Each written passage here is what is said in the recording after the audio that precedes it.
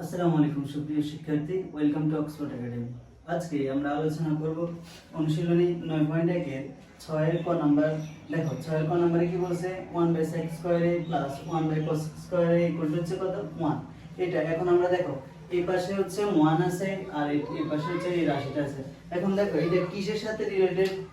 sec a equal to আমরা কি জানি sec থিটা সমান আমরা জানি কি হচ্ছে 1/cos থিটা, আবার cos থিটা সমান জানি কি 1/sec থিটা। সেম ভাবে cosec থিটা হচ্ছে কি 1/sin, sin থিটা হচ্ছে 1/cosec।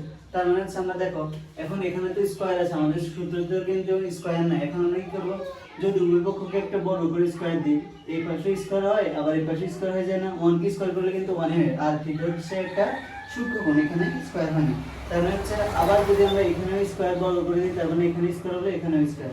সেম ভাবে এবার তো সহজ হয়ে গেছে। দেখো 1/sec square a equal to হচ্ছে কত cos square a, cos square a plus 1/cosec square a equal to হচ্ছে কি sin square a, sin square a equal. দেখো এখন আমাদেরকে সূত্রের সাথে এটা রিলেটেড না। দেখো আমরা জানি কি sin square theta plus cos square theta equal to কত 1 না।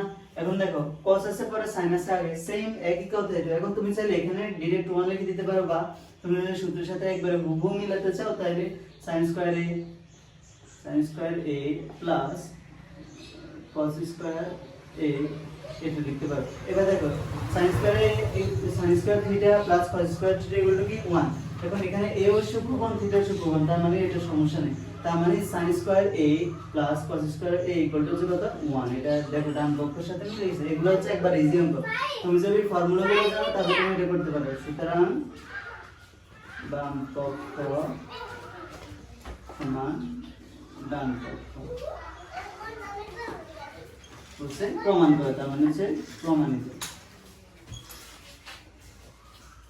আশা করি সবাই বুঝতে পারছে। তাহলে চলো আমরা এবার পরের অঙ্কটাতে চলে যাই। ক নম্বরে কি বলছে আমাদের, প্রমাণ করো 1/cos square a minus 1/cot square a equal to হচ্ছে কি 1। এখন দেখো তো cos আর cot কিসের সাথে রিলেটেড, মানে হচ্ছে কোন সূত্রের সাথে রিলেটেড আছে? আমরা জানি কি sec theta equal to 1/cos theta, আবার tan থিটা ইকুয়াল টু কি 1/cot থিটা।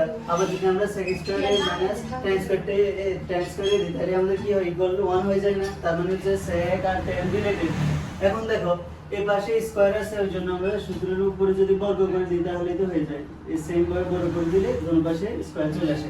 এবার দেখো আমরা কি জানি বাম পক্ষ সমান সমান কি দেওয়া আছে 1/cos square a minus 1/cot square a এটা দেওয়া আছে। এবার দেখো 1/cos স্কয়ার a কিসের সূত্র? sec স্কয়ারের সূত্র। sec square a minus 1/cot square এর কি সূত্র? tan স্কয়ারের সূত্র মাইনাস tan স্কয়ার a।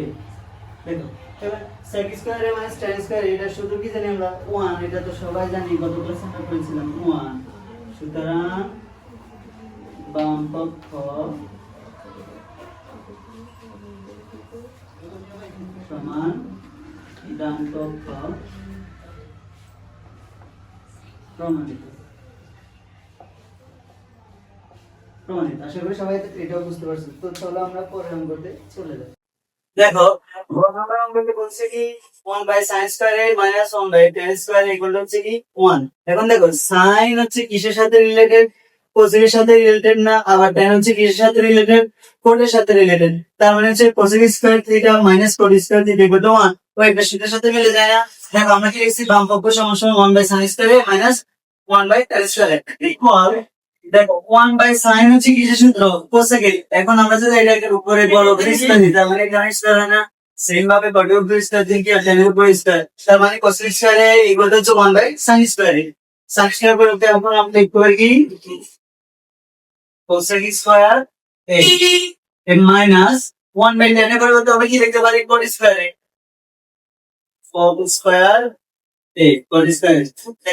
তাহলে cosec square a minus cot square a equal to কি 1। এটা তো হয়ে গেছে না? দেখো এখন এখানে 1 এখানে 1 মিলে গেছে। সুতরাং বাম পক্ষ সমান ডান পক্ষ প্রমাণ। সবাই আশা করি এটাও বুঝতে পারছো।